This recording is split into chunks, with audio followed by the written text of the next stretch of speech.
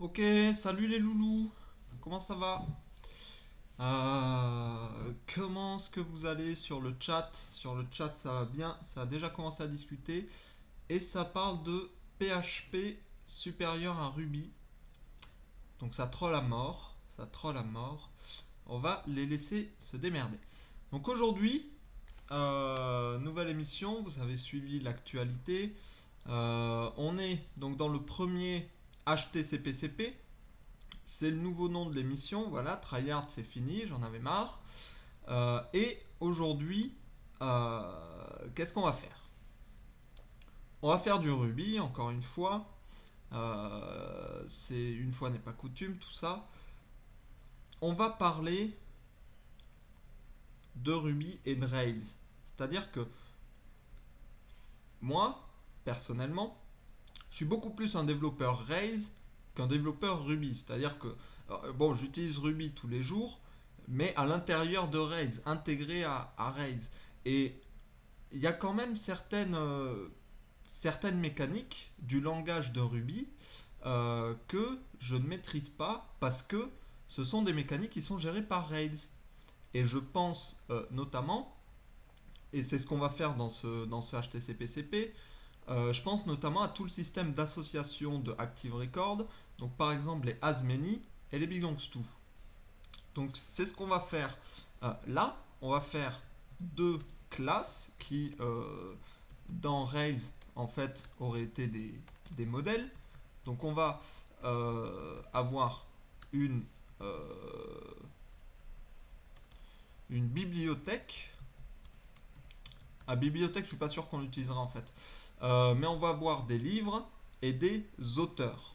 D'accord? Ça, si on était dans un projet Rails, ça aurait été deux modèles, livre et auteur.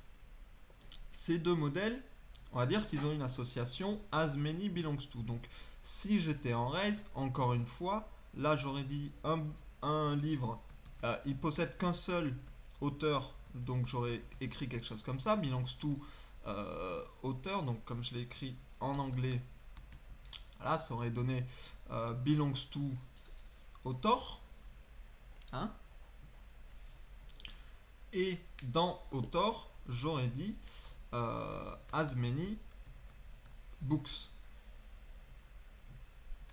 Et comme ça, dans mon main, donc probablement dans un contrôleur, quelque chose comme ça, j'aurais pu écrire, on va dire, author reçoit author.new, et disons que notre auteur il a uniquement un nom, donc j'aurais dit name, par exemple on va l'appeler Jeanne, cet auteur, hein, et on aurait dit des livres, et donc j'aurais créé book.new. Donc les books ils vont juste avoir un title, et voilà, je me suis encore planté dans le sens, je suis très habitué encore à l'ancienne syntaxe des H de Ruby 1.8. Donc book title, on aurait dit par exemple la petite sirène, c'est écrit comme ça, sirène. Waouh. Ok, très bien. Bon, la petite sirène et auteur, autor, autor. Donc il fait référence à notre objet créé un petit peu plus haut.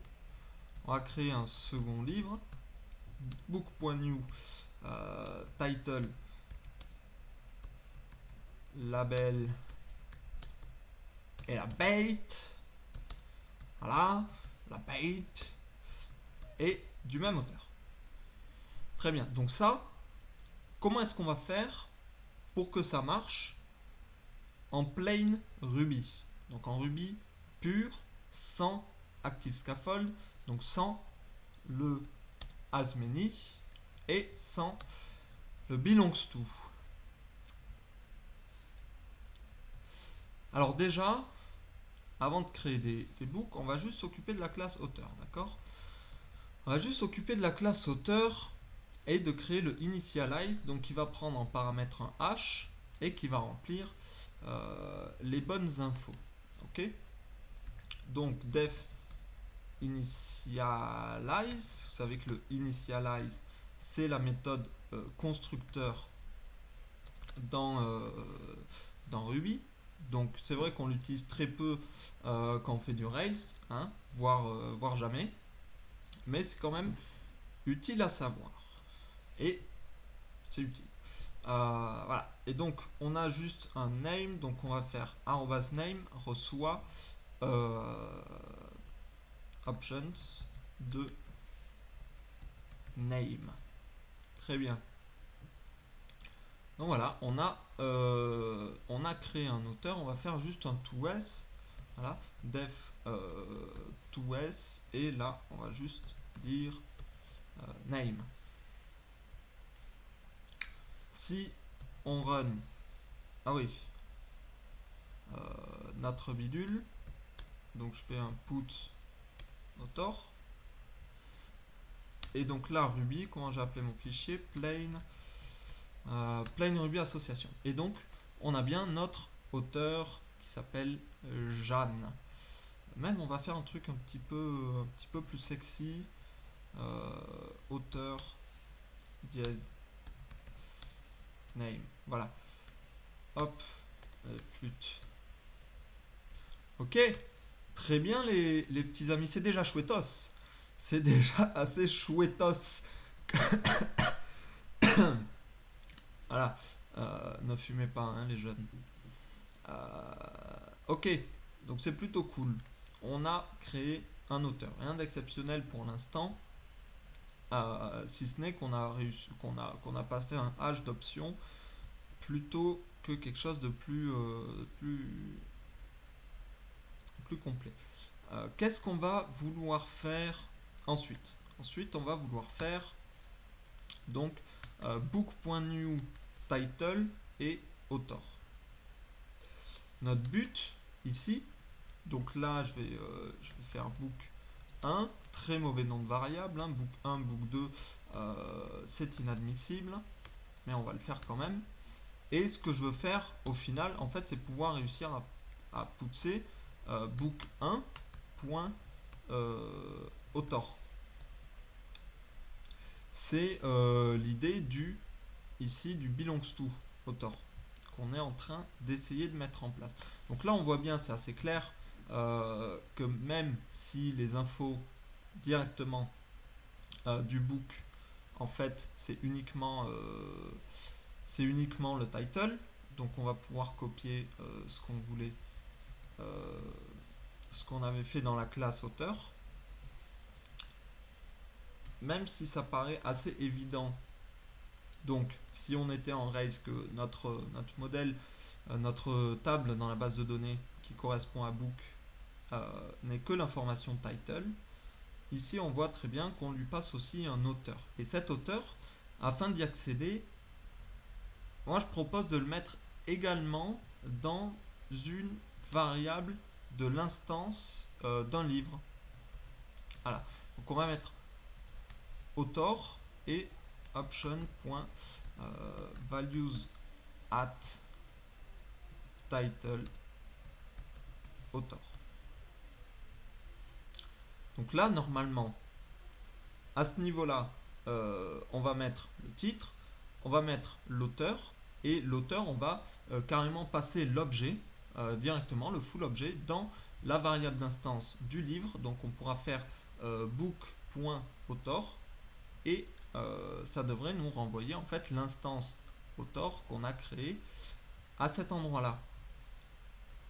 Donc si on put, c'est la merde parce que j'ai pas mis le encoding je ne sais plus quoi. Donc ce qu'on va faire, comme je ne connais pas l'encoding, que je n'ai pas envie de chercher sur l'interweb, sur l'internet, on va tout simplement enlever les accents, hein, et voilà. Undefined method author for book. Oui, c'est normal parce que author c'est une variable d'instance ici @, et donc il nous faut quelque chose, un accessor. Donc on va écrire le attr accessor author. Donc pour info, cette ligne là qu'est-ce qu'elle fait, le attr accessor, hein, juste très rapidement, elle va créer en fait en secret entre guillemets deux méthodes, une qui va faire def author author, hein, et def author reçoit value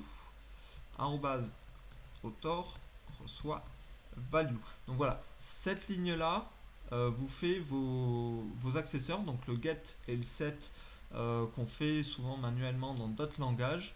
En Ruby, c'est assez simple. Si vous voulez pas faire le get et le set, vous avez aussi attr, c'est quoi? C'est reader pour faire uniquement la méthode de read, donc de lecture, et attr writer, voilà, comme ça, qui fait uniquement la méthode de set, de lecture.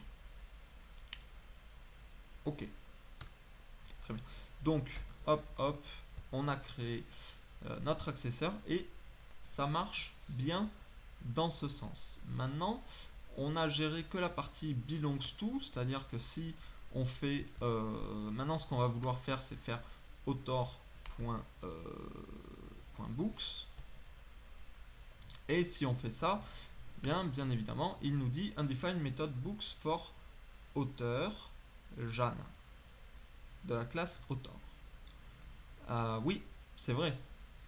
Donc, qu'est-ce qu'on doit faire ici? J'ai envie de vous dire, on va faire un petit peu la même, c'est-à-dire qu'on va faire un attr accessor books. Le books, on va l'initialiser sur un tableau vide, puisque c'est une collection, donc il y en a plusieurs, c'est un tableau, array.new. Et maintenant, il va falloir la remplir. C'est-à-dire que quand on crée un nouveau livre, il va falloir remplir cette variable-là de l'auteur qui correspond. Donc très basiquement, pour commencer, ce qu'on va faire, c'est on va faire un def add book, et en passant une variable bien entendu book, et on va faire books flèche book. Et donc ici on va dire qu'est-ce que c'est author.addBook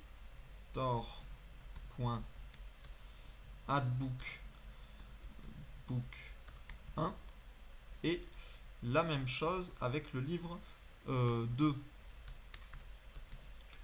Voilà. Et donc là, si on rerun le programme, on voit que dans notre quand on put author.books, on a un tableau avec deux livres. Donc c'est comparable à ce qu'on aurait pu avoir si on était dans Rails en utilisant ActiveRecord. Hein? Voilà. Malgré tout, faire ça à chaque fois qu'on crée un nouvel auteur, c'est très pénible. Je sais pas comment vous le vivez vous, mais moi je trouve ça extrêmement pénible. Donc ce qu'on va faire, c'est que cette méthode addBook, à la limite on va la laisser, mais on va l'appeler quand on crée un nouveau livre. C'est-à-dire qu'à chaque fois qu'on crée un nouveau livre, on va prendre son auteur, puisqu'on a livre.auteur qui est disponible, et on va ajouter nous-mêmes, donc self, dans l'auteur. Ce qui fait que ces deux fonctions-là, je vais les supprimer, et je vais les mettre dans le initialize du livre. C'est-à-dire que là, je vais dire author.addBook self. Vous voyez ce qu'on vient de faire? On a juste déplacé en fait la logique qui était dans le main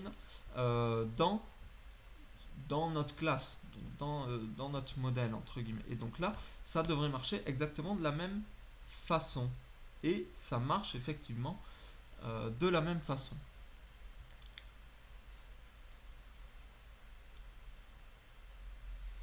On va faire un petit OS pour les books. to s, donc livre, et arrobase title. Hop, hop. Voilà. Est-ce que ça marche directement? Oui, un petit peu mieux. Livre, la petite sirène, livre, la belle et la bête. C'est assez sympa, c'est assez stylé. Voilà. Donc, c'est tout pour cette première partie du premier HTCP/CP. Tout à l'heure, on va essayer d'aller un petit peu plus loin en ajoutant en fait les fonctions first et all et id et find by. Au passage, ça veut dire qu'on va essayer de faire les fonctions qui vont nous permettre de faire author.first. Je me suis planté ici. Voilà, surtout le chat, ne m'aidez pas. Vous êtes toujours concentré sur PHP est-il mieux que Ruby depuis sa version 5 qui a ajouté l'orienté objet dans PHP. Hein, c'est vraiment très intéressant. Donc author.all, author.first. Qu'est-ce qu'on va vouloir faire aussi? Voilà. Et par exemple, author.find by name Jeanne. Voilà. Quelque chose comme ça. On va essayer de faire ça.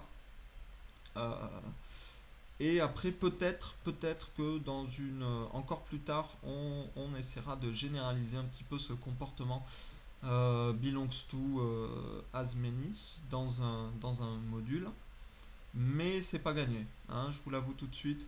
Je suis pas convaincu qu'on le fasse. Ok, je vous laisse ici, je vous dis à dans 5 minutes et puis voilà.